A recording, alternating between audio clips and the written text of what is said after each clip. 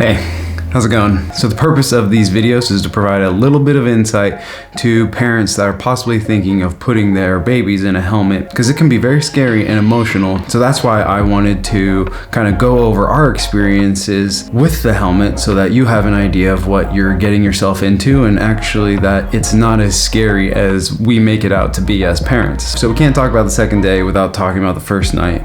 But the first night he didn't wear the helmet because he didn't pass the skin checks. He had to pass 2 skin checks where his head didn't have any red marks from the helmet. So because he didn't pass those skin checks, he didn't actually sleep in the helmet, so sleeping at night was just fine. So on the second day, he didn't wear the helmet until 10 o'clock because he had an 11 o'clock appointment. So he put on the helmet for an hour so that the doctor could see where the marks were and so that they knew where to shave the helmet down. So then the second day was actually kind of also like another first day, because you still did the periodic skin checks of every 2 to 3 hours, and he still was getting a little bit of red marks. Took off the helmet and then you leave the helmet off until the red marks go away, and then you put it back on. And so we didn't actually have to go past the hour and need to go back to the hospital.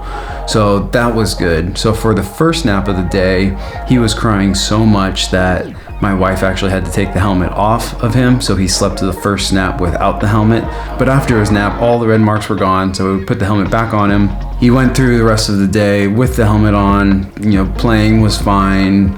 He was still his happy self. He really hasn't lost any excitement or happiness, wearing the helmet. And then for the second nap, it took him a little while to go down, but he did eventually roll to his tummy and start sucking his thumb. And so the helmet didn't affect that nap. We are keeping the house very cold right now because we don't want him to get hot, because his body temperature gets hotter with the helmet on. So that's kind of the only downside. But honestly, the second day wasn't that bad. It was kind of like a second first day because he didn't wear the helmet for a lot of the day. But we'll see how the night goes.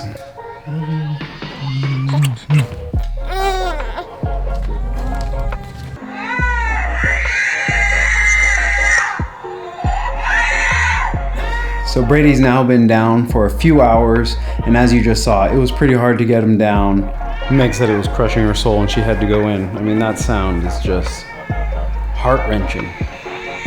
He's just screaming at the top of his lungs. He was crying a lot. He flipped to his tummy almost immediately, and then most likely because of the helmet. So he's having a hard time falling asleep, which is very unusual for him. And usually he can put himself down pretty easily because of all the sleep training we've done, but this time he wasn't able to. After about an hour, he woke back up, but on the positive side, he was able to put himself back down in less than 5 minutes. So we're hoping that is a good sign for what the future holds, which means that we are really happy that we sleep trained him. And I think at this point, we can recommend that if you are planning on getting a helmet, or you're starting to see that your child doesn't have an even head, I would definitely suggest sleep training as of now. Anyways, we're planning on doing an update video every day for the first few days of this helmet, and then weekly videos after that talking about what we're experiencing.